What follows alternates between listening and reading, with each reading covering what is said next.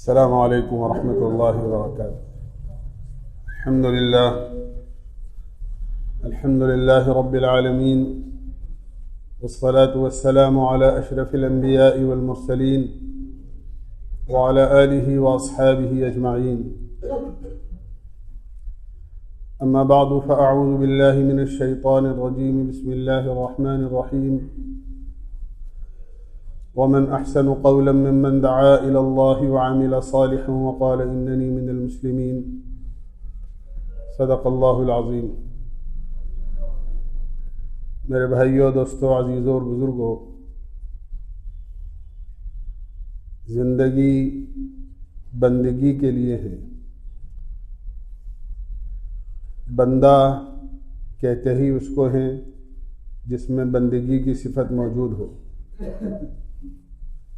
بندگی اللہ کی فرما برداری، اس کی اطاعت، اس کی خوشنودی اور رضا کو بجا لانا،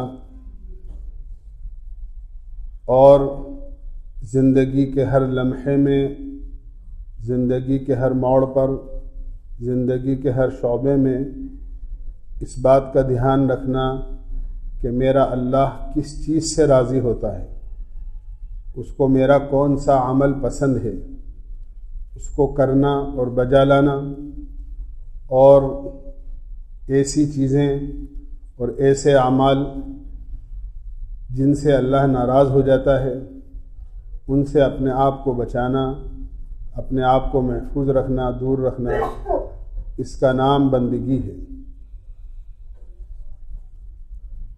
کلمہ جو ایمان کی بنیادی ایک چیز ہے اور ایک بول ہے، اس کے اندر بندہ اپنے اللہ کے درمیان کے رشتے کو بیان کرتا ہے کہ میرا اللہ میرا خالق ہے، میرا مالک ہے، میرا معبود ہے، میرا مسجود ہے، میرا محبوب ہے. میری جتنی ضرورتیں چھوٹی یا بڑی، ظاہری اور باطنی ہیں، وہ سب میرے اللہ سے، میرے معبود سے وابستہ ہیں، اور میں اس کا بندہ ہوں، اس کا کوئی شریک نہیں ہے. اور حضرت محمد صلی اللہ علیہ وسلم اللہ کے رسول ہیں، پیغمبر ہیں. اللہ کی طرف سے ہمارے پاس سچا دین، سچا مذہب، سچا طریقہ، زندگی کے اصول اور ضوابط شریعت اور قرآن کی شکل کے اندر لے کر تشریف لائے ہیں. بندہ اس بات کا اقرار کرتا ہے اس کلمے کے اندر، لیکن اس کا جو اظہار ہوتا ہے حقیقتاً وہ نماز کے ذریعے سے ہوتا ہے کہ بندہ نماز پڑھ کر اظہار غلامی کرتا ہے کہ میں نے اپنی زبان سے کلمے میں جس چیز کا اقرار کیا ہے، میں تیرے سامنے ہاتھ باندھ کر کھڑے ہو کر اس چیز کا اظہار کرتا ہوں کہ میرا عمل اور میرا بول، میرا قول اور میرا عمل دونوں برابر ہیں. ایسا نہیں ہے کہ میں کہہ کچھ رہا ہوں اور کر کچھ رہا ہوں، بلکہ جس غلامی کا اقرار میں نے کلمے میں کیا ہے، میں اس غلامی کا اظہار تیرے سامنے ہاتھ باندھ کر رہا ہوں. اسی لیے سچا مسلمان وہی کہلاتا ہے جب اللہ کے گھر سے اس کا منادی اللہ کی گھر کی طرف بلاتا ہے، حی علی الصلاح، حی علی الفلاح کی آواز لگاتا ہے، تو سچا مسلمان اپنے سارے کاموں کو چھوڑ کر مسجد کی طرف آ جاتا ہے، اللہ کے گھر کی طرف آ جاتا ہے. اور یہ معمولی عمل نہیں ہے، یہ بہت بڑا عمل ہے، بہت بڑا عمل ہے.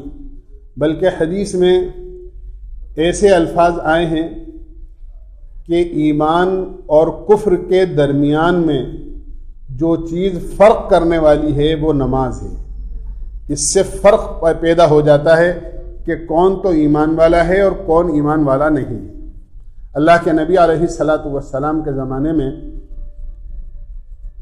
جو بھی اپنی زبان سے ایمان کا اظہار کرتا تھا اور اپنے آپ کو مومن کہتا تھا، اس کی مجال نہیں تھی کہ وہ مسجد میں آ کر نماز نہ پڑھے۔ ایسا نماز کا ماحول تھا کہ جو لوگ منافق تھے، جو اپنے آپ کو بظاہر ایمان والا کہتے تھے اور حقیقت میں ایمان والے نہیں تھے، جس کو قرآن کریم نے بیان کیا ہے وَإِذَا لَقُوا الَّذِينَ آمَنُوا قَالُوا آمَنَّا، کہ جب وہ ایمان والوں سے ملتے تھے تو کہتے تھے کہ ہم تو ایمان والے ہیں۔ وَإِذَا خَلَوْا إِلَىٰ شَيَاطِينِهِمْ قَالُوا إِنَّا مَعَكُمْ، اور جب اپنے دوسرے لوگوں میں چلے جاتے تھے تو کہتے تھے ہم تمہارے ساتھ ہیں۔ ایسے لوگوں کی بھی ہمت نہیں تھی ماحول کی وجہ سے کہ وہ نماز جماعت کی چھوڑ دیں اور مسجد میں آ کر نماز پڑھا کرتے۔ تو نماز جو ہے ایمان اور کفر کے درمیان میں فرق پیدا کرتی، اسی لیے فرمایا کہ مسلمان کی شان سے اور مسلمان کی ذات سے یہ بعید اور دور کی بات ہے کہ مسلمان نماز چھوڑ دے۔ اللہ کے نبی علیہ الصلاۃ والسلام نے ارشاد فرمایا کہ نماز دین کا ستون ہے۔ جیسے ہم یہ دیکھتے ہیں کہ کوئی بھی بلڈنگ اور عمارت جو قائم ہوتی ہے وہ ستونوں پر قائم ہوتی ہے۔ اگر ستون اس میں سے نکال دیے جائیں یا کوئی ستون اس میں کم کر دیا جائے تو بلڈنگ پوری خطرے میں آ جاتی ہے۔ ایسے ہی نماز کو پورے دین کا ستون قرار دیا گیا ہے کہ نماز جو ہے وہ دین کا ستون ہے۔ من اقامہا فقط اقام الدین، جس نے اس ستون کو قائم کیا اور قائم رکھا اس نے دین کو قائم کیا اور قائم رکھا۔ ومن ترکہا فقط ہدم الدین، اور جس نے نماز ہی کو چھوڑ دیا تو اس نے فرمایا کہ دین کو گرا دیا اور دین کی عمارت کو اپنے ہاتھوں سے منہدم کر دیا۔ نماز کے سلسلے میں قرآن کریم میں جو لفظ اختیار کیا گیا ہے وہ اقیم الصلاۃ کا لفظ اختیار کیا گیا ہے کہ نماز کو قائم کرو۔ نماز کو قائم کرنے کا مطلب یہ ہوتا ہے ایک تو کہ نماز کی یہ خاصیت ہے ان الصلاۃ تنہی عن الفحشاء والمنکر، نماز آدمی کو ہر قسم کی بے حیائی، برائی، ناگفتہ بھی چیزیں، لا یعنی چیزیں، اللہ کی نافرمانی کی باتیں، اعمال، نماز انسان کو ان تمام چیزوں سے روکتی ہے۔ جیسے مثال کے طور پر دنیا کی چیزوں کی خاصیت ہوتی ہے کہ نمک کی خاصیت ہے کہ اگر کسی چیز میں اس کو ڈالو تو اس میں کھارا پن پیدا ہو جائے گا، وہ چیز نمکین ہو جائے گی۔ شکر کی ایک خاصیت ہے کہ اگر شکر کو پانی میں ڈالو گے تو پانی میٹھا ہو جائے گا، چائے میں ڈالیں گے تو چائے میٹھی ہو جائے گی، دودھ میں ڈالیں گے تو دودھ میٹھا ہو جائے گا۔ جیسے چیزوں کی خاصیت ہوتی ہے ایسے ہی اعمال کی خاصیت ہوتی ہے۔ نماز کی خاصیت یہ ہے کہ نماز جو ہے وہ آدمی کو ہر قسم کی برائی سے روکتی ہے۔ اگر شکر ڈالنے کے باوجود میٹھی نہ ہو، پانی میٹھا نہ ہو، چائے میٹھی نہ ہو، تو ہم یہ کہیں گے کہ شکر اصلی نہیں ہے، شکر میں ملاوٹ ہے۔ نمک ڈالنے کے باوجود کھارا نہ ہو تو ہم کہیں گے نمک میں ملاوٹ ہے، اس لیے کہ نمک کی خاصیت ہے کہ جس چیز میں ڈالا جائے گا وہ نمکین ہو جائے گی۔ شکر کی خاصیت ہے کہ جس میں ڈالی جائے گی وہ میٹھا ہو جائے گا، لیکن نہیں ہو رہا ہے تو ہم یہ کہیں گے کہ اس میں ملاوٹ ہے، یہ ڈپلیکیٹ مال ہے، لیبل لگا ہوا ہے شکر کا لیکن اس میں ملاوٹ کسی اور چیز کی ہے۔ اسی طرح اگر نماز آدمی کو بے حیائی اور اللہ کی نافرمانی سے نہیں روک رہی ہے تو پتہ چلا کہ نماز جیسی ہونی چاہیے، نماز کی خاصیت تو وہی ہے لیکن نماز جیسی ہونی چاہیے نماز ویسی نہیں ہے، پتہ یہ چلا کہ نماز کو صحیح کرنے کی ضرورت ہے۔ نماز میں اللہ کا دھیان پیدا کرنے کی ضرورت ہے، نماز میں اس کیفیت کو پیدا کرنے کی ضرورت ہے جس کو حدیث میں بیان کیا گیا ہے کہ اللہ کی عبادت بندگی اس طرح کرو اس کے سامنے کھڑے ہو کر کہ گویا کہ تم اللہ کے سامنے کھڑے ہوئے ہو اور اللہ کو دیکھ رہے ہو، اور اگر یہ کیفیت نہیں ہو تو کم سے کم اتنی کیفیت ضرور ہو کہ تم اللہ کے سامنے کھڑے ہو اور اللہ تمہیں دیکھ رہا ہے، کأنک تراہ فإن لم تکن تراہ فإنہ یراک، کہ اللہ تمہیں دیکھ رہا ہے، تم اللہ کے سامنے کھڑے ہو۔ یہ وہ نمازیں تھیں جو صحابہ اکرام کی نمازیں تھیں،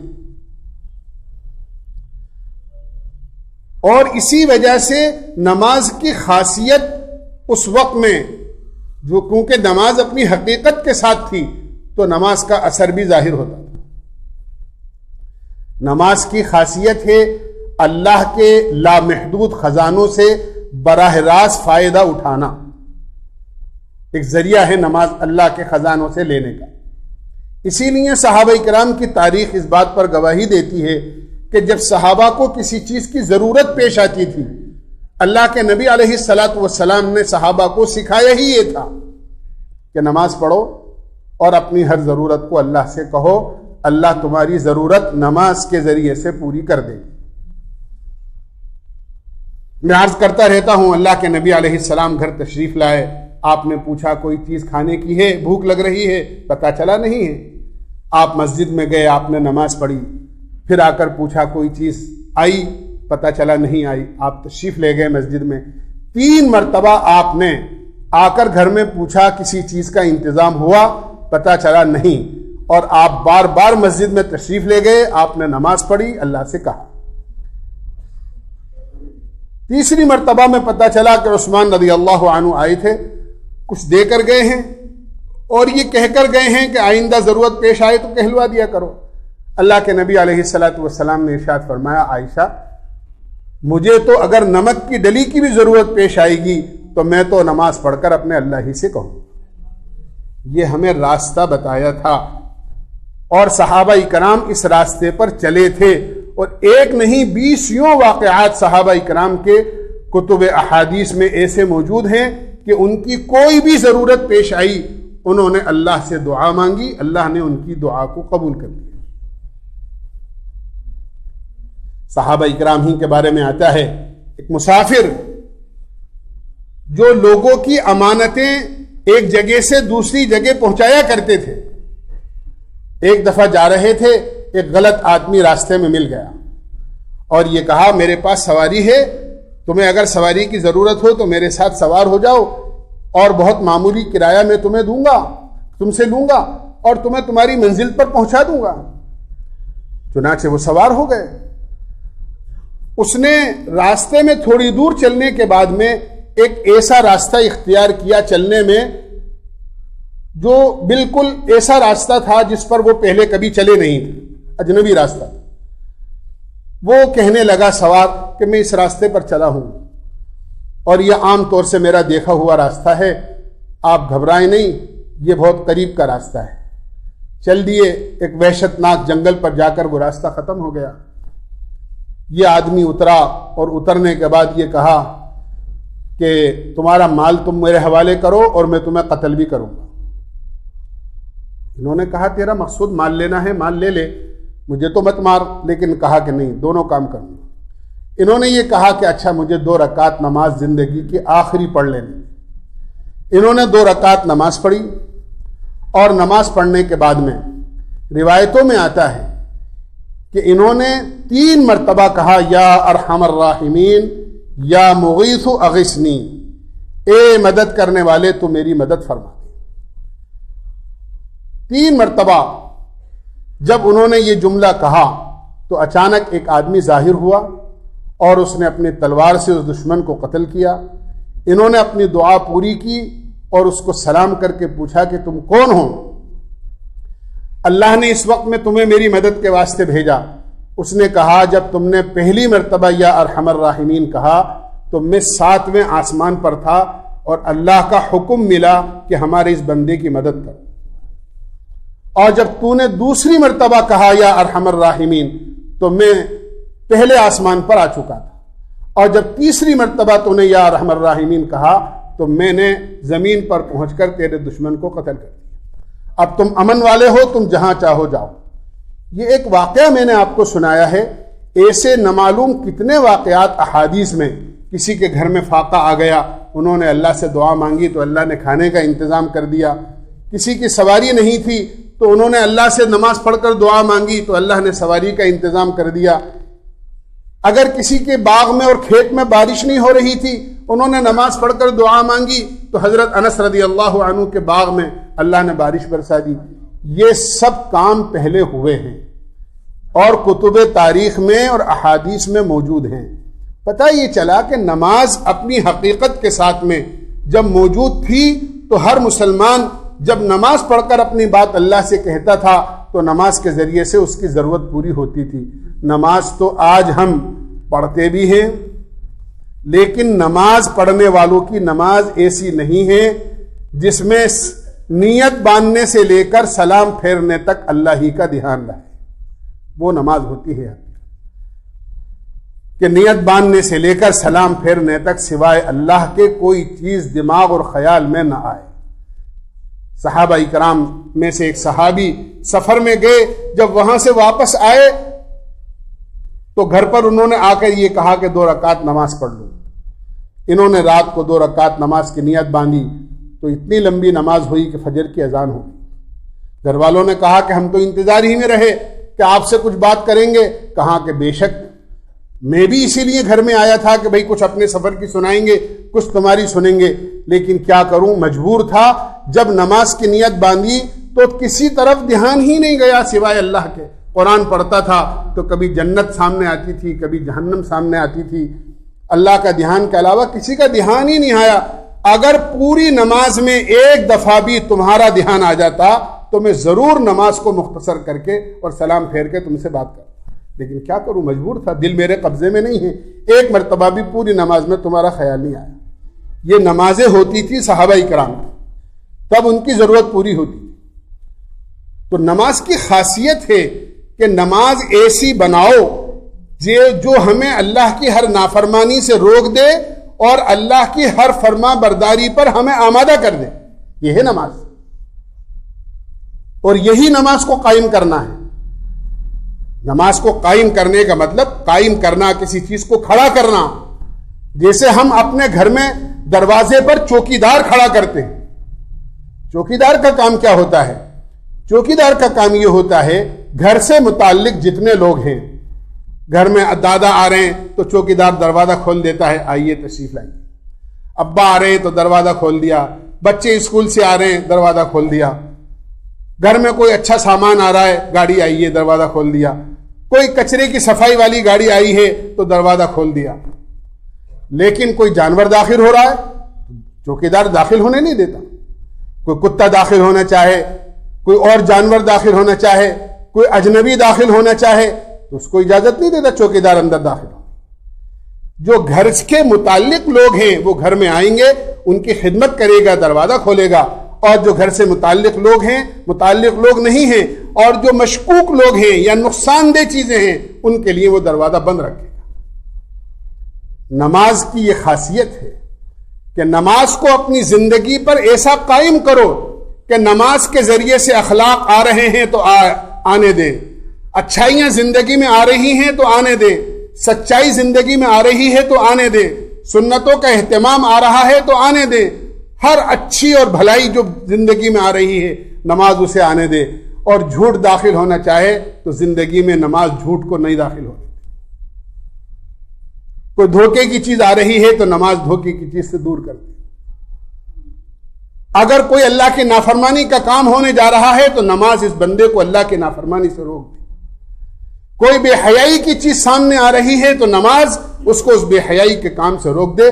فرمایا کہ یہ نماز کی خاصیت ہے اور یہ نماز کو قائم کرنا ہے کہ نماز کو زندگی میں ایسے قائم کرو جیسے گھر میں دروازے پر چوکیدار قائم کرتے ہو کہ وہ ہر اچھی چیز کو گھر میں داخل ہونے دیتا ہے اور ہر بری چیز کے لیے دروازہ بند کر دیتا ہے۔ نماز ہماری زندگی میں ہر اچھائی داخل کر دے اور نماز ہماری زندگی سے ہر برائی کو دور کر دے۔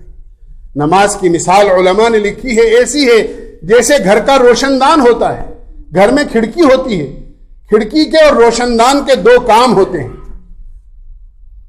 ایک کام یہ ہے کہ گھر کے اندر کا گرد و غبار ہے، گھر کے اندر کا گیس ہے، گھر کے اندر کا دھواں ہے، آپ کھڑکی کھول دیں، لہذا وہ سب کھڑکی راستے سے باہر چلا جائے۔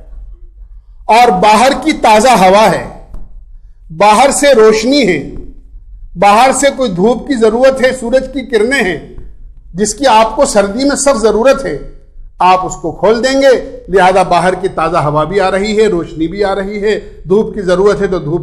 ایک راستہ ہے، اس راستے سے گھر کی اندر کی ساری خراب چیزیں باہر جا رہی ہیں اور اسی راستے سے باہر کی اچھی چیزیں گھر کے اندر داخل ہو رہی ہیں۔ نماز بالکل ایسی ہی ہے کہ اگر کوئی آدمی اپنی نماز کو اچھی کر لے تو زندگی کی ہر برائی نماز کے راستے سے ختم ہو جاتی ہے اور باہر چلی جاتی ہے اور ہر اچھائی زندگی میں داخل ہو جاتی ہے۔ ایک نماز کو قائم کرنے کا مفہوم اور مطلب یہ ہے کہ اکیلے نماز پڑھنا کافی نہیں ہے، بلکہ نماز کو اس طرح پڑھو کہ تم بھی نماز پڑھو اور نماز کا ماحول بنا کر نماز پڑھو۔ گھر میں 5 آدمی رہتے ہیں، ان 5 آدمی کے اندر ایک آدمی نماز پڑھتا ہے، یقیناً ایک آدمی کے نماز پڑھنے سے یا کسی کے بھی نماز پڑھنے سے گھر میں خیر آتی ہے، برکت آتی ہے، بھلائی آتی ہے، اچھائیاں آتی ہیں، اللہ کی رحمت نازل ہوتی ہے۔ لیکن اگر 5 آدمی میں سے ایک آدمی نماز پڑھ رہا ہے اور 4 آدمی اور 4 افراد گھر میں نماز نہیں پڑھ رہے ہیں تو ان 4 کے راستے سے جو اللہ کی پکڑ، عذاب، قہر، ناراضگی اللہ کی، اسی طرح اللہ کی طرف سے نحوست جو ان 3 یا 4 آدمی کے نماز چھوڑنے کی وجہ سے آ رہی ہے، ہم خود فیصلہ کر لیں کہ ایک آدمی کا عمل ایک طرف ہے اور 4 آدمی کا عمل ایک طرف ہے۔ یہ تو ایسا ہی ہے جیسے ایک آدمی گھر کے اندر ایک دیوار بنائے اور 4 آدمی مل کر اس کو توڑ دیں، تو دیوار بنے گی یا باقی رہے گی یا ٹوٹے گی؟ ہر آدمی فیصلہ کر لے کہ ایک آدمی دیوار بنا رہا ہے، 4 آدمی مل کر اس کو توڑ رہے ہیں۔ ایک آدمی کے عمل کے ذریعے سے گھر میں رحمت آ رہی ہے اور 4 آدمی کی وجہ سے وہ رحمت باہر نکل رہی ہے، نحوست آ رہی ہے، تو گھر میں تو رحمت کا کام نہیں ہوگا، وہ تو پھر تو نحوست ہی آئے گی، کیونکہ 4 آدمی کا عمل ایک طرف ہے، ایک آدمی کا عمل ایک طرف ہے۔ تو نماز کو قائم کرنے کا مطلب دوسرا یہ ہے کہ نماز کا ماحول بناؤ، ایسا ماحول بناؤ کہ گھر میں ابا بھی نماز پڑھیں، اماں بھی نماز پڑھیں، بہنیں بھی نماز پڑھیں، بچیاں بھی نماز پڑھیں، بہو بھی نماز پڑھے، بچے بھی نماز پڑھیں، اور گھر ہی میں نہیں بلکہ اپنے محلے میں ایسا ماحول بناؤ کہ گھر میں اور محلے کے اندر ایک ایک فرد اور ایک ایک ایمان والا نماز پڑھے، کوئی بے نمازی نہ رہے۔ اور اس عمومی نماز کے ماحول میں اللہ نے وہ طاقت اور وہ اثر رکھی ہے کہ جو یہود اور نصارہ ہیں، جو آسمانی پہلی کتابوں سے اچھی طرح واقف ہیں، ایک یہودی بڑے عالم نے مسلمانوں کے ایک قافلے سے اور ایک جماعت سے یہ بات کہی تھی کہ آپ لوگ کہاں سے آئے ہو؟ انہوں نے کہا کہ ہم ہندوستان سے آئے ہیں۔ کائے کے لیے آئے ہو؟ کہ ہم دین کی محنت کے لیے آئے۔ تمہارے یہاں دین کا کیا ماحول ہے؟ اور اس کے لیے ہم ایک سوال تم سے کرتے ہیں کہ یہ بتاؤ کہ تمہاری مسجدوں میں جمعے کی نماز میں کتنے آدمی ہوتے ہیں؟ سب نے کہا کہ جمعے کی نماز میں ہماری مسجدوں کی یہ کیفیت ہوتی ہے کہ بعض مسجدوں میں اندر جگہ نہیں ہوتی، باہر بھی صفیں بنانی پڑتی۔ اچھا، فجر کی نماز میں تمہارے یہاں کیا عالم ہوتا ہے؟ تو فجر کی نماز کی کیفیت بھی بیان کی کہ فجر کی نماز میں تو یہ عالم ہوتا ہے، کہیں تو آدھی صف ہوتی ہے، کہیں ایک صف ہوتی ہے۔